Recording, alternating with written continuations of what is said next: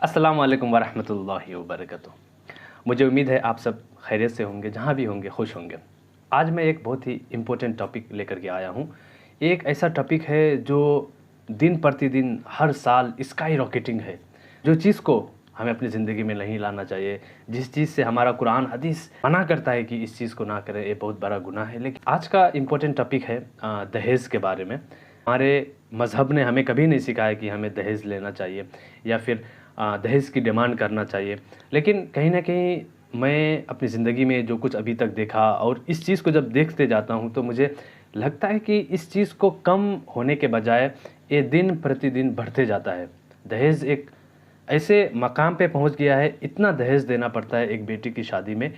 और मैं जब सोचता हूँ कि साल बाद क्या हालात होंगे तो मुझे बहुत ही रोने का मन करता है अंदर से। मुझे बहुत दुःख होता है जब मैं उन माँओं को देखता हूँ, जब मैं उन बाप की हालत को देखता हूँ जो सिर्फ़ एक बेटी की दहेज़ की कमाई के लिए पूरी ज़िंदगी विदेशों में काम करते-करते गुज़ार देते हैं, फिर भी माँ-बाप के लोन ख़त्म नहीं होते। मुझे बहुत तकलीफ़ होता है। तो हम अपने आप को तो मुसलमान कह रहे हैं, लेकिन हम एक मुसलमान होने के नाते हमारा कुरान हदीस क्या कह रहा है, हमें तो कभी न कभी तो सुनना चाहिए। हर एक बच्चे को पता है, 7 साल तो क्या, उससे नीचे के बच्चे को भी पता है कि अगर आप उनसे पूछेंगे कि नमाज़ फ़र्ज़ है, तो फ़र्ज़ है। तो लेकिन हम नमाज़ के बारे में बहुत ज़्यादा चर्चा करते हैं। एट द सेम टाइम हम और से टॉपिक्स जो हर दिन, जैसे मैंने कहा, जो हर एक साल, हर एक दिन एक बोझ बनते जा रहा है हर पेरेंट्स के ऊपर, उसके बारे में हम कहीं न कहीं बात ही नहीं करते हैं। आज के वीडियो में मैं आपको एडवोकेट सैयद फैज़, जो एक रिसर्चर हैं, जो इस्लामिक कंटेंट में रिसर्च करते हैं, जो ये बताते हैं कि एक्चुअली इस्लाम इस चीज़ में क्या कहता है। अगर आपको कहीं कन्फ्यूज़न है, कहीं आप फँसे हैं कि मुझे मेरा दीन, मेरा इस्लाम ये करने का इजाज़त देता है कि नहीं देता है, एडवोकेट सैयद साहब के वीडियोस देख सकते हैं। एक बहुत ही बड़ा डीप रिसर्च करते हैं इस्लामिक टॉपिक्स में, क्या चीज़ें ज़रूरी है क्या नहीं है। तो उन्होंने दहेज़ के बारे में क्या बताया है, मैं उस वीडियो को प्ले करता हूँ, हम सुने इस वीडियो को और देखें। भाई ने सवाल किया कि जहेज़ का डेफिनेशन क्या है, लड़की वाले अगर दे तो क्या लड़का वाला ले सकता है। तो आम ज़बान में कहूँ तो जहेज़ का डेफिनेशन होता भीख जो मांगी जाती है। देखिए, आम ज़बान में भीख, हाँ, मेरा भी यही मानना है। दहेज़ हम अपने भाषा में सुरजापुरी में इसे कहते हैं दान देना, हम दान दे रहे हैं। तो दान का मतलब क्या है, अगर आप समझे तो, जो कोई भी इसका मतलब और इसे दान कहा है तो मैं उसे बहुत उसका शुक्रगुज़ार हूँ।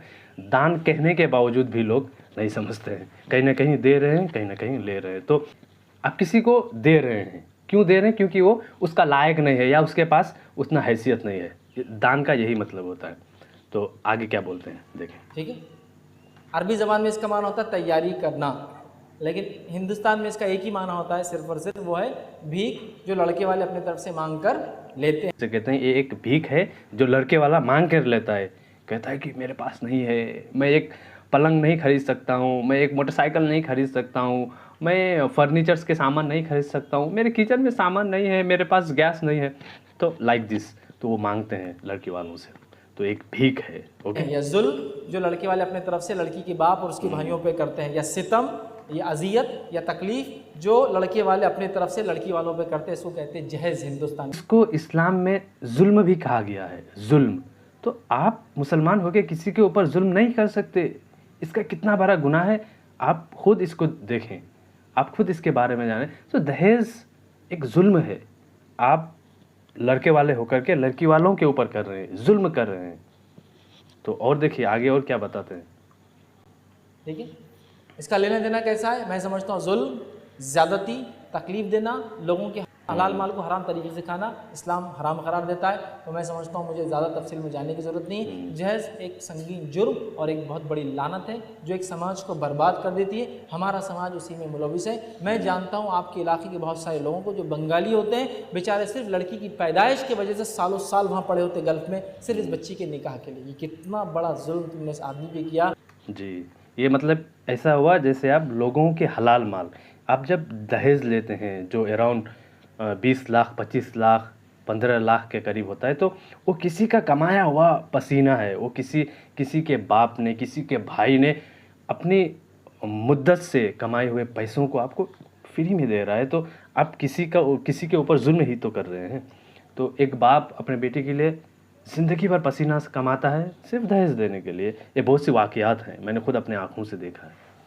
तो और जो शादी करके 1 साल नहीं हुआ, अपनी बीवी को छोड़कर सालों साल 3-3 4-4 साल गल्फ में गुजारता है सिर्फ उस बच्ची के निकाह के लिए। ये जुल्म का बदला वो नौजवान ज़रूर देंगे अल्लाह के पास कि उस बाप को कितनी तकलीफ पहुँचाएं इसके जहेज से।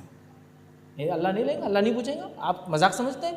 अल्लाह के रसूल सल्लल्लाहु अलैहि वसल्लम फरमाते हैं अल्लाह रब्बुल इज़्ज़त जालिम जो होता है उसको कभी जन्नत में नहीं डालेगा। इब्ने माजा की रिवायत है। सहाबी ने कहा जुल्म कितना? आपने सीधा कह दिया अल्लाह के रसूल कि जालिम जन्नत में नहीं जाएंगे। कितना जुल्म, मतलब कितना करे तो नहीं जाएंगे? बताइए। तो कहा पीलू की लकड़ी के बराबर, मिसवाक के बराबर भी जुल्म करोगे जन्नत में नहीं जाओगे। समाज को बर्बाद कर देता है। तो समाज को बर्बाद करने में दहेज का भी एक बहुत बड़ा हाथ है, यानी हम मुसलमानों का बहुत बड़ा हाथ है। अगर आज हमारा समाज बर्बाद हो रहा है किसी भी वजह से, और बहुत से सारे कारण होते हैं, रीज़न्स होते हैं, लेकिन एक बहुत ही बड़ा रीज़न ये दहेज का भी लेन देन है जो समाज को बर्बाद कर देता है। आप मजाक समझते हैं जहेज को? जो तकलीफ़ें वो भाई उठाते हैं, जिनकी बहनें होती हैं और वालिद नहीं होते, दुनिया से गुजर जाते हैं, वज़ियत को याद करो।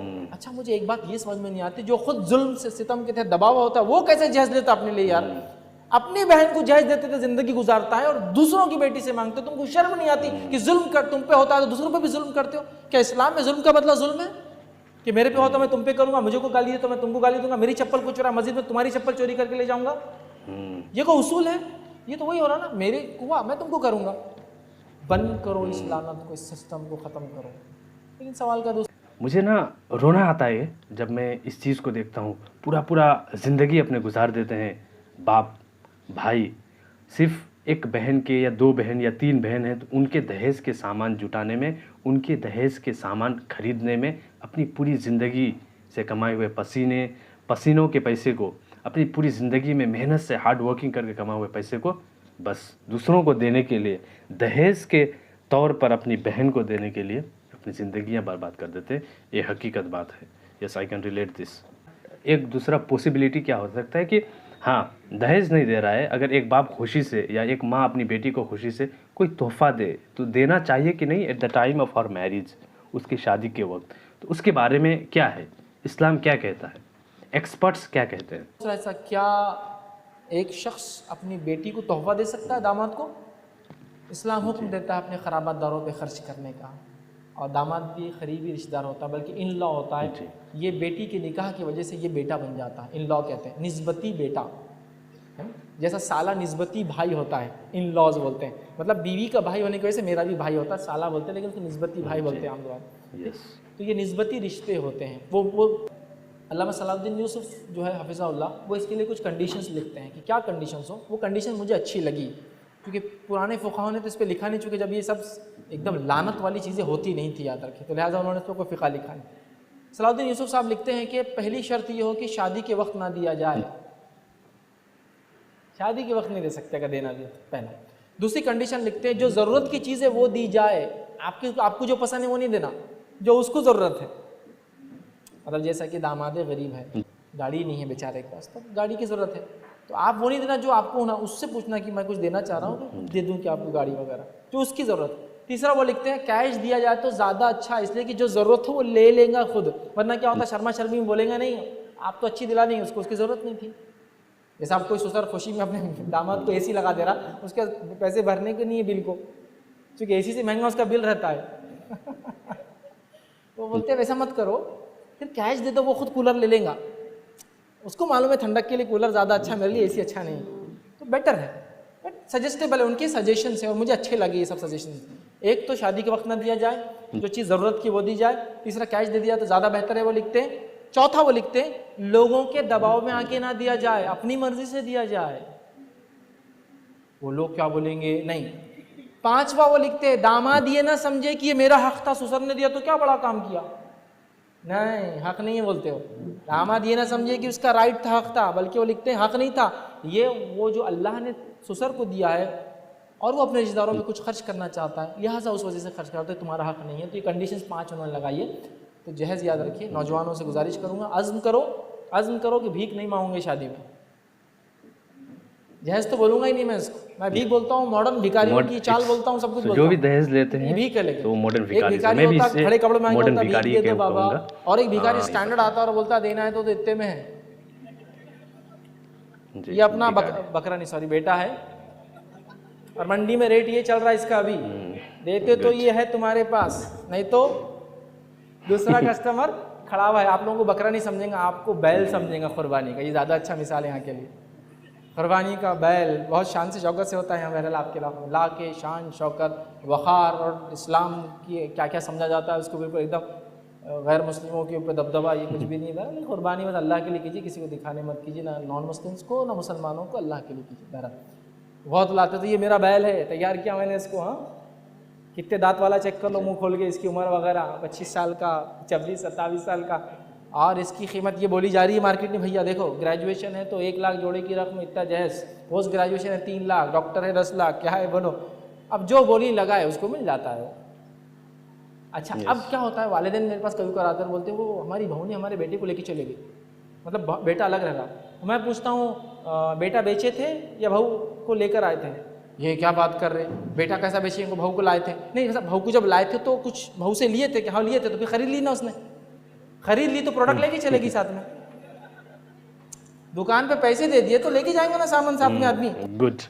तो अब एक चीज़ उन्होंने इन्होंने एक बहुत ही चीज़ डीप कहा, जो जिस चीज़ को मैं अपने समाज से, अपने सोसाइटी से, और मैं जहाँ पे पला बड़ा और अब तक की ज़िंदगी में जिन लोगों से, जिन फैमिली से मिलता हूँ, तो इस चीज़ को मैंने कॉमन देखा। क्या होता है अक्सर हमारे सुरजापुरी में कि बेटे आज शादी करके लाते हैं, कुछ दिन मिल करके रहते हैं, उस फिर अलग हो जाते हैं, फिर माँ बाप से झगड़े, जो लड़की आती है वो अपने सास ससुर से झगड़ा शुरू कर देती है, तो फिर अलग होना पड़ता है कि लड़के का माँ बाप को उसको अलग कर देना पड़ता है। फिर उसके बाद वही माँ बाप जिन्होंने अपने बेटे के शादी में इतना दहेज लिए थे, अपने बहू को इतना शान और शौकत से लाया था, फिर हर चीज़ ख़त्म हो जाता है, फिर उसकी बुराइयाँ चालू कर देते हैं। तो वही है।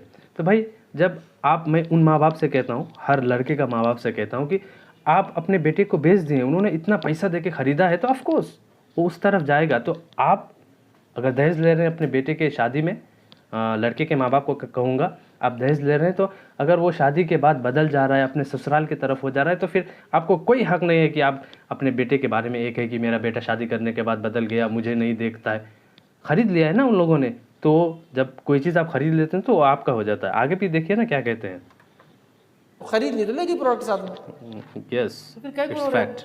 रोने की जरूरत ही नहीं, ये आपने किया, आप क्या कर सकते। बहरहाल बेटा भी बड़ा शाना रहता ना, बोलता जब इतना दे सकती शादी में तो जिंदगी भर देंगी, तो वो भी निकल के जाता माँ बाप को छोड़कर। मत करो अल्लाह के लिए, मत करो ये जुल्म, मत करो ये सितम उन लोगों पर जिनके निकाह होते हैं और उसके बाद बच्चे। मत करो ये जुल्म है, मत करो यार। अच्छे कमाने वालों हूँ मैं देखता हूँ, जो भी ये दहेज लेते हैं ना, अच्छे खासे कमाने वाले होते हैं ये लोग। 50-60 हज़ार, 70 हज़ार, 80 हज़ार, 1 लाख, 1.5 लाख रुपये महीना का कमा लेते हैं। फिर पता नहीं यार, आप 2 या 3 महीने के पैसों से आराम से जितने भी चीज़ एक इंसान की ज़रूरत में ख़रीद सकते हैं। जब आप ख़रीद सकते हैं तो क्यों ले रहे हैं भाई, क्यों किसी के ऊपर जुल्म कर रहे हैं, क्यों अपने सास ससुर को कर्ज़ों में डाल रहे हैं, क्यों डाल रहे हैं? प्लीज़ मत करें इस चीज़ को ख़त्म करें। आदमी सोच ले मुझे जहेज नहीं लेना, नहीं देना, खुशी से भी मत दो भैया, आदमी को खुशी से भी नहीं चाहिए। जो अल्लाह ने दिया ना, खुददार बनो, भिखारी मत बनो। जब तुम खुददार बनोगे ना तो अल्लाह ताला अता करेगा, ऐसी जगहों से अता करेगा जहाँ से सोचा भी नहीं। अल्लाह रब्बुल कुरान में फरमाता है, जो अल्लाह का डर इख्तियार करता है, अल्लाह उसके लिए रास्ते निकलने के रास्ते आसान करता है और वहाँ से रोज़ी देता है जहाँ से सोचा भी नहीं होगा। निकाह करो, अल्लाह पर तवक्कुल करके, अल्लाह रिज़्क़ देगा। ये जहेज़ वहेज़ की लानतें छोड़ो, ये समाज को बर्बाद करने वाली नासूर और जो है एक बहुत ही ख़तरनाक चीज़ है। अल्लाह रब्बुल इज़्ज़त हमारी इससे हिफाजत करे और नौजवानों को तौफ़ीक़ दे कि वो बगैर जहेज़ के अपने निकाह करें। तो मेरे भाइयों, जो कोई भी इस वीडियो को देख रहे हैं, और ख़ास तौर से लड़के के माँ बाप, वो भी ना दहेज के लिए अपने डायरेक्ट तो नहीं कहते हैं, लेकिन इनडायरेक्टली वकील के ज़रिए कहलवाते हैं कि मेरे बेटे को ये दिया जाए, वो दिया जाए। प्लीज़ इस चीज़ से हम बचें। हम मुसलमान कहते हैं अपने आप को, लेकिन हम मुस्लिम्स होने के नाते एक चीज़ को भी फॉलो नहीं कर रहे हैं, तो फिर हम कैसे मुसलमान हैं? तो हम अपने आप को किस मुंह से मुसलमान कह सकते हैं? तो इस चीज़ को ख़त्म करना ज़रूरी है। मैं एक इंटरेस्टिंग सी बात आपको बताता हूँ कि हमारे समाज में दहेज में हर कुछ दिया जाता है, लाखों में दाम होता है। तो एक गाड़ी से लेकर डब्बों में जिसमें हम चाय पत्ती चीनी रखते हैं, उस लेवल तक हर चीज़ को हम देते हैं। एक मर्द एक औरत की ज़िंदगी में जितनी चीज़ों की ज़रूरत होती है, हर चीज़ को लड़की वाले देते हैं, जिसका कॉस्ट अराउंड 15 लाख, 20 लाख, 25 लाख, 30 लाख तक पहुंच जाता है। तो इतना चीज़ देते हैं तो एक नया फैशन चल गया है, हर चीज़ कुछ ना कुछ ऐड होता है। 2 या 3 साल पहले फ्रीज़ नहीं चलता था, ठीक है, दहेज में फ्रीज़ नहीं दिया जाता था।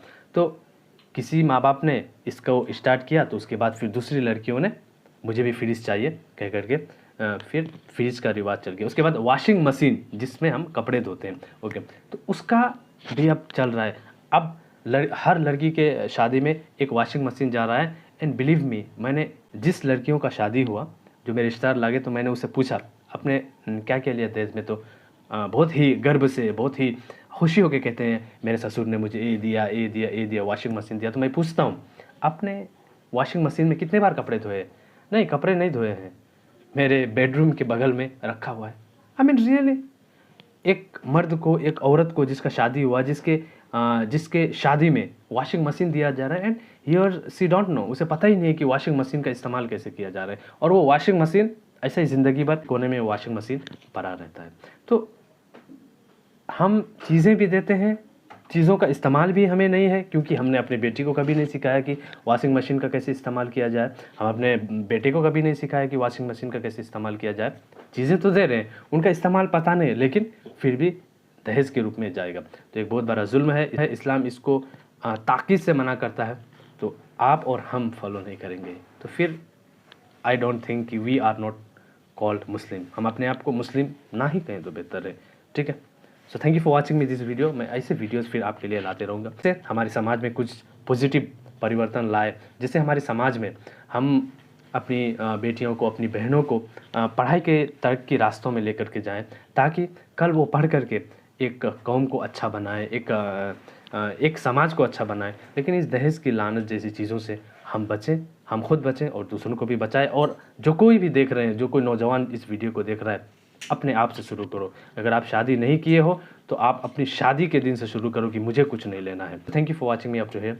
मैं नेक्स्ट वीडियो में फिर कुछ नया आप लोगों के लिए ज़रूर लाने वाला हूँ। Subscribe to this YouTube channel अगर आप नए हैं तो।